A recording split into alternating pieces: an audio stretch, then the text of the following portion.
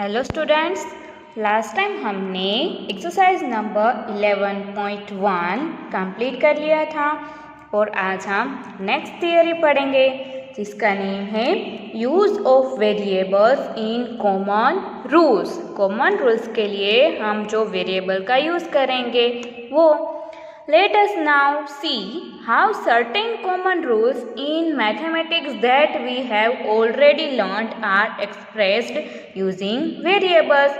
अब हम देखते हैं कि कॉमन रूल्स में मैथमेटिक्स में हमने ऑलरेडी वेरिएबल्स का यूज़ है वो सीख ही लिया है। तो यहाँ पर है रूल्स फ्रॉम जियोमेट्री। जियोमेट्री के ऊपर से रूल्स आए हैं वो We have already learned about the perimeter of a square and of a rectangle in the chapter on mensuration। हम लोगों ने perimeter of square and perimeter of rectangle है वो मेंसुरेशन चैप्टर में ऑलरेडी पढ़ लिया है। Yes, here we go back to them to write them in the form of a rule. यहाँ पर हम उसका रूल बनाएंगे और उसमें देखेंगे कि उसकी पेरीमीटर है वो क्या होती है। So first one is perimeter of a square. We know that perimeter of any polygon it means a closed figure made up of 3 or more line segments is the sum of the length of its side. हमें पता ही है कि कोई भी object होता है, कोई भी पॉलीगॉन होता है कि जिसकी साइड्स है वो 3 या तो उससे ज़्यादा है, तो उसके पेरीमीटर फाइंड करने के लिए हमें क्या करना पड़ता है, उसकी जो सभी साइड्स होती है उसकी लेंथ का हमें सम करना पड़ता है। Yes, a square has 4 sides and they are equal in length. Figure number 11.8। यहाँ पर देखो हमें फिगर 11.8 दी गई है।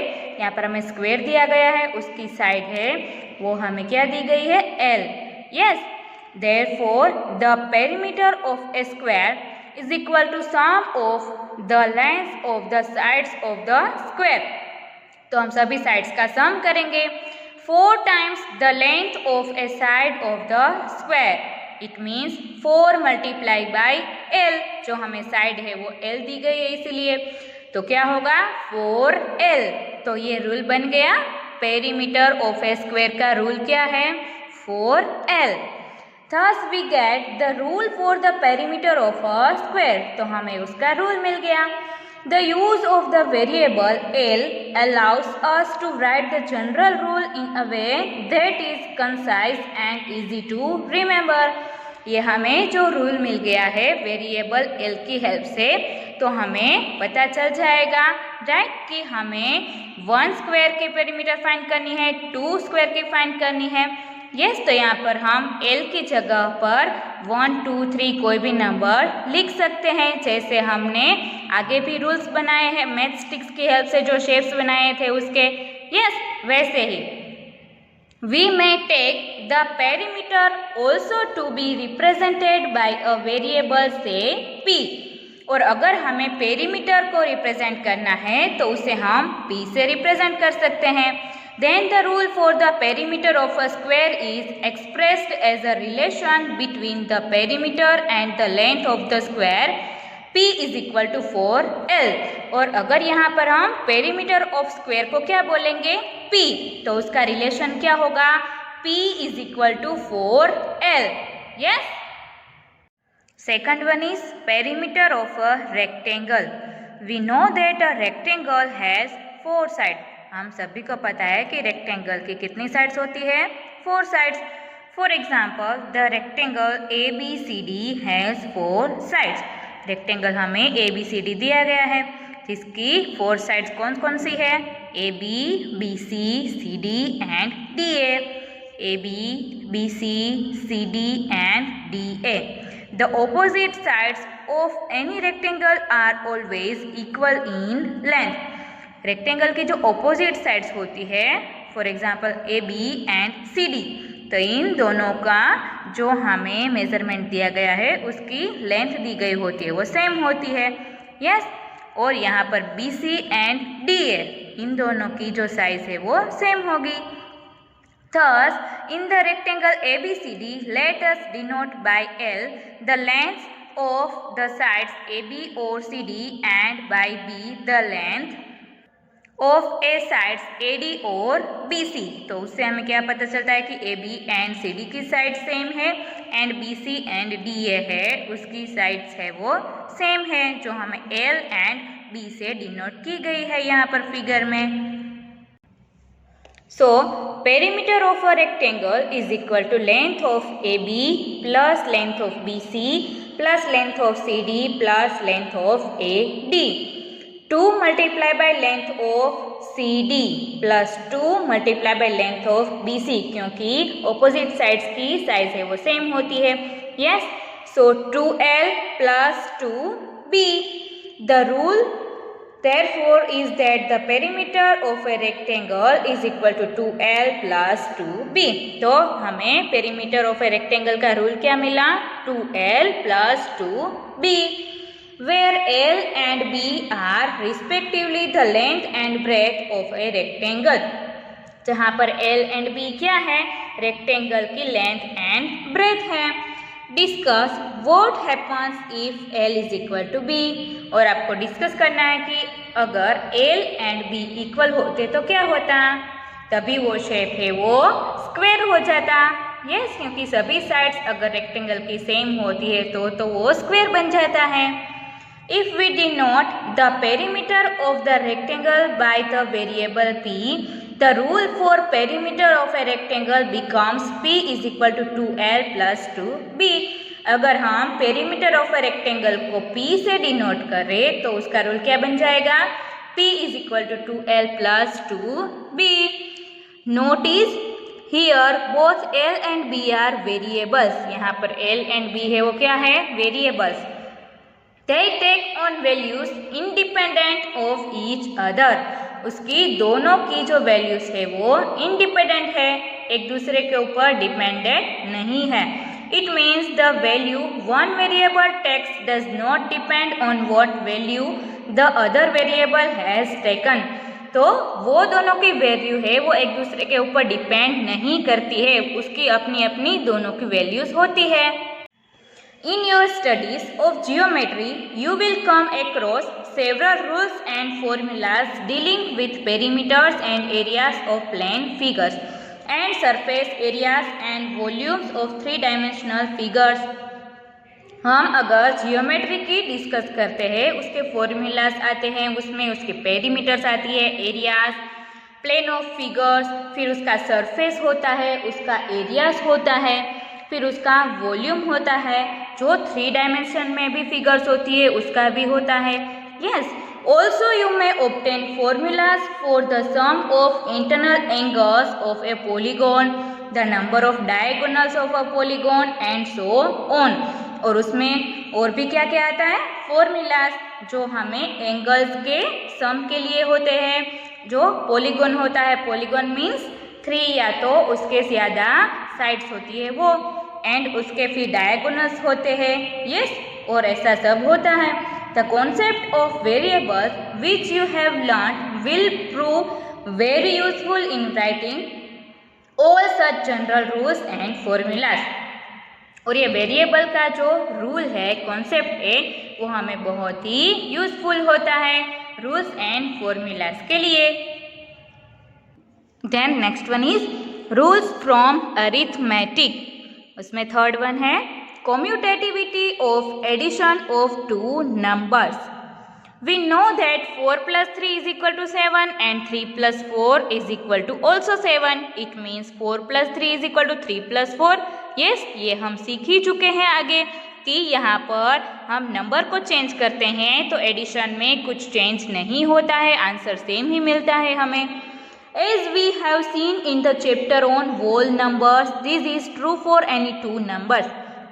हम लोगों ने whole numbers वाला चैप्टर देखा ही है, उसके लिए ये ट्रू है कोई भी 2 नंबर्स के लिए।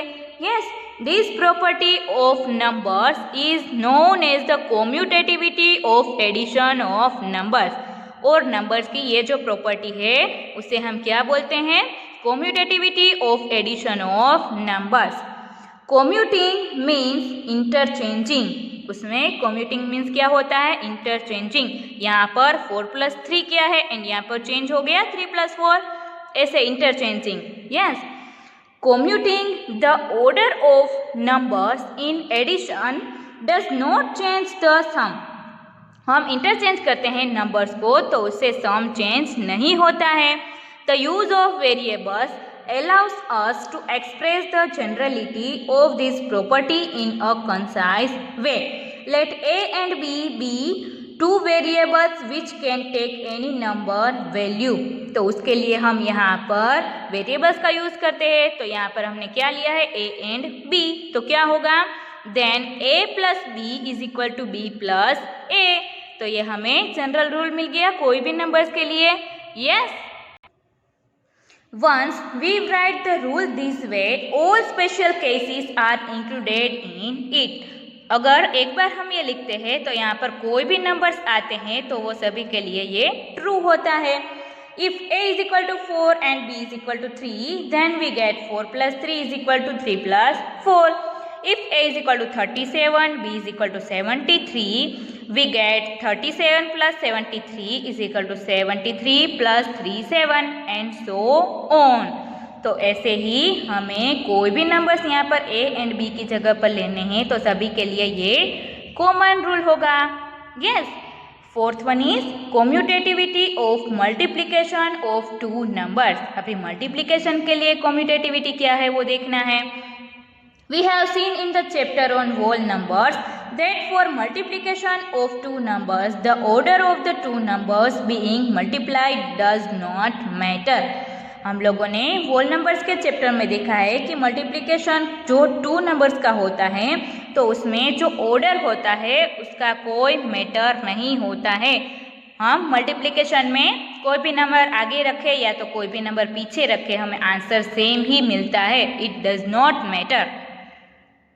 For example, 4 multiplied by 3 is equal to 12 and 3 multiplied by 4 is equal to 12. Hence, 4 3s is equal to 3 4s। This property of numbers is known as commutativity of multiplication of numbers। और ये property को क्या बोलते हैं, commutativity of multiplication of numbers। Commuting, interchanging the order of numbers in multiplication does not change the product। तो हम अगर numbers को चेंज करते हैं तो आंसर है वो चेंज नहीं होता है। Using variables a and b as in the case of addition, we can express the commutativity of multiplication of two numbers as a multiplied by b is equal to b multiplied by a।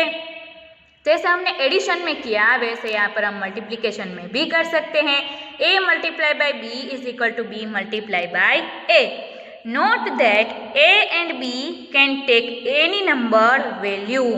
तो आपको यहाँ पर note करना है कि जैसे addition में हमने a and b की जगह पर कोई भी वैल्यू ली थी वैसे यहाँ पर भी सेम है।